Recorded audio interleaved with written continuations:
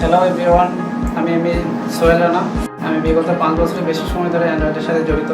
এতদিন ধরে যেহেতু জড়িত, তো আমি দেখেছি যে এখন সব কিছুই অ্যান্ড্রয়েড ভিত্তিক হয়ে যাচ্ছে, মোবাইল ভিত্তিক হয়ে যাচ্ছে। বাংলাদেশ আইটি ইনস্টিটিউটে বিভিন্ন অ্যান্ড্রয়েডের ট্রেনিং কোর্স হয়ে থাকে। বেসিক কোর্স থেকে অ্যাডভান্স ট্রেনিং করানো হয়। এখানে শুধু অ্যান্ড্রয়েড না, iOS, গেম ডেভেলপমেন্ট এরকম বিভিন্ন ট্রেনিং হয়ে থাকে। তো আপনারা যদি বিস্তারিত জানতে চান, বাংলাদেশ আইটি ইনস্টিটিউটে যোগাযোগ করুন। Thank you. এর পরের স্টেপে আমরা যাই run your app to verify installation. আচ্ছা, next step run your app. আমাদের অ্যাপটা রান করতে বলছে। তো সিঙ্ক কমপ্লিট হয়ে গেলে আমরা অ্যাপটা ফার্স্ট টাইমে হিসেবে রান করব। Sync is in progress, 3 process running. আমাদের সিঙ্ক কমপ্লিট হয়েছে। এবার আমরা অ্যাপটা এমটি অ্যাপ যাই হোক সেটাই আমরা রান করি।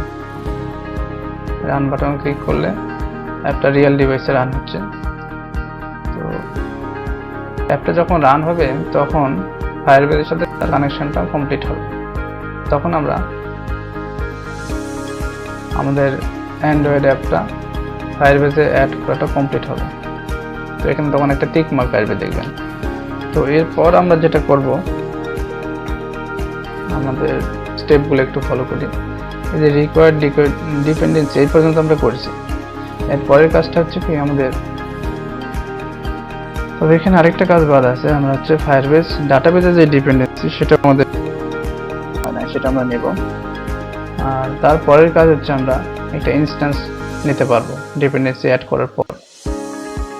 তারপর সেই ডাটাবেসের যে নাম দিয়ে ডাটাবেসটা তৈরি একটা রেফারেন্সটা পাওয়ার পর আমরা এখানে ডাটা অ্যাড। তো এখানে দেখছি আমরা যেটা করছিলাম যে Firebase real time data use করা যায়। তো ফায়ারবেস ক্রিয়েট করে নিই ফায়ারবেস কনসোল থেকে। ওকে, আমাদের অ্যাপটা ফায়ারবেসের সাথে কমিউনিকেশন করেছে, তার মানে ও সেটআপটা কমপ্লিট করে নিয়েছে। তো এখান থেকে আমরা এখন কনসোলে যাই। হ্যাঁ, তো আমাদের এই ফায়ারবেস প্রজেক্টে একটা অ্যান্ড্রয়েড অ্যাপ অ্যাড করা আছে। তো এখানে দেখেন ডাটাবেস নামে কনসোল থেকে এটা আমি দেখছি। আমি এটা দেখছিলাম ডকুমেন্টেশন থেকে, আর এটা দেখছি কনসোল থেকে। তো কনসোলের ডাটাবেসে গিয়ে আমাদের স্টেপটা কি ছিল, ক্রিয়েট ডাটাবেস। এটা হচ্ছে ডকুমেন্টেশন রিয়েল টাইম ডাটাবেসের। তো ফায়ারবেস কনসোলে আমরা একটা ডাটাবেস ক্রিয়েট করব। এখন আমরা জাস্ট এই ডকুমেন্টেশনের অনুযায়ী স্টেপগুলো ফলো করছি। এখানে Firebase cloud store real time database. তো আমরা একটা রিয়েল টাইম ডাটাবেস ক্রিয়েট করব এখানে। Okay, start in a test mode, security rules. Test mode আমি চাচ্ছি কোনো অথেন্টিকেশন ছাড়াই ডাটাবেস রিড রাইট করবো, সে কারণে টেস্ট মোড হিসেবে দিলাম, আর এগুলো যাতে ট্রু করে দিলাম। ওকে, এনিওয়ান আমরা যে কেউ এখানে ডাটা ইনসার্ট করতে পারবো। তো এনেবল, দেখবেন যে একটা ডাটাবেস ক্রিয়েট হয়ে গেছে।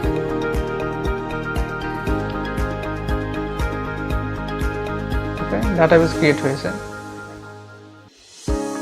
রিয়েল টাইম ডাটাবেস এই প্রজেক্টের জন্য। তো এখন আমাদের যে করণীয়টা হচ্ছে ডকুমেন্টেশন অনুযায়ী আমরা আগাতে থাকি।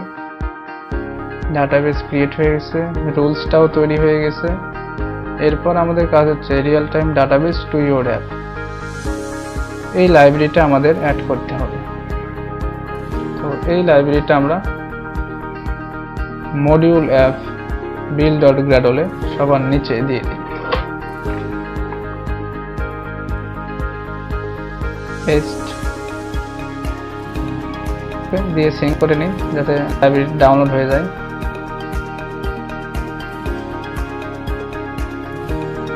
তারপরের স্টেপটা আমরা দেখি কি বলছে, configure real time database rules, যেটা আমাদের ডাটাবেস ক্রিয়েট করার সময় ক্রিয়েট হয়ে গেছে। সরি। এর পরের কাজটা হচ্ছে আমরা ডাটাবেজের একটা রেফারেন্স নেব। তো আমাদের যদি গিয়ে ডাটাবেজের রেফারেন্স নিতে পারবো।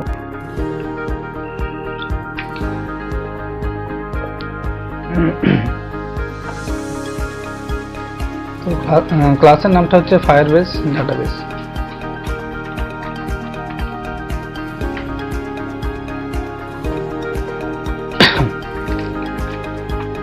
ফায়ারবেস ডাটাবেস আমরা একটা ক্লাস করছি, তার মানে আমাদের ডিপেন্ডেন্সি ট্যাগ হয়ে গেছে।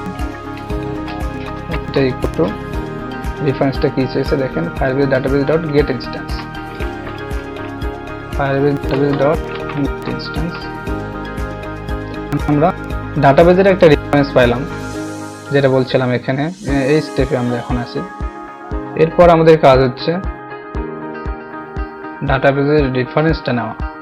ডাটাবেজের ইনস্ট্যান্স পেলাম, এরপর আমরা করব কি ডাটাবেজের রেফারেন্সটা নেব। তো এটা হচ্ছে ডাটাবেজ রেফারেন্স নামে যে ক্লাসটা আছে তার মাধ্যমে আমরা নিতে পারবো। ডাটাবেজ রেফারেন্স,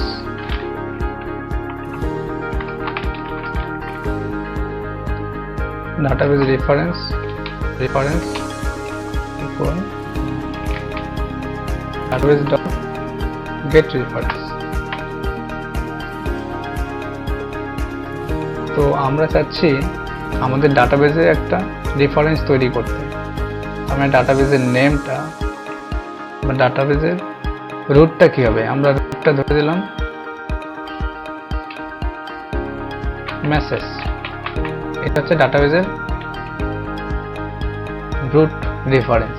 তো এই রেফারেন্সে আমরা ডাটা ইনসার্ট করব। তো এখন যদি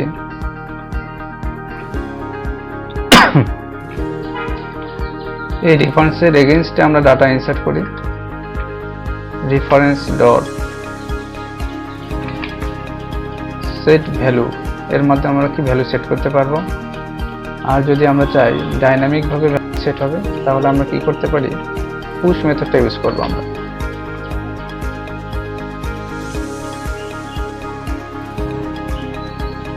তো আমরা ডিফল্ট ভাবে ডাটা সেট করে দিই, জাস্ট সেট ভ্যালু। এখানে আমি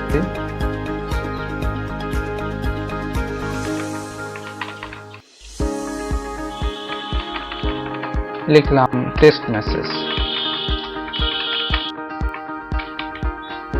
ওকে, কোনো এরর নাই। তো এখন যদি আমরা প্রজেক্টটা রান করব আর দেখবো এখানে আমাদের ডাটা আসে কিনা। তো আমি প্রজেক্টটা আবার রান করছি, সিম্পল প্রজেক্ট, জাস্ট হচ্ছে আমরা ডাটাবেসটা ইনসার্ট হচ্ছে কিনা সেটা দেখার জন্য প্রজেক্টটা রান করছি। তো এটা রান হয়ে গেলে, ইনস্টল হয়ে রান হয়ে গেলে আমরা দেখবো এখানে কোনো ডাটা আসে কিনা। যদি ডাটা আসে তাহলে আমাদের সবকিছু সাকসেসফুলি কাজ করেছে।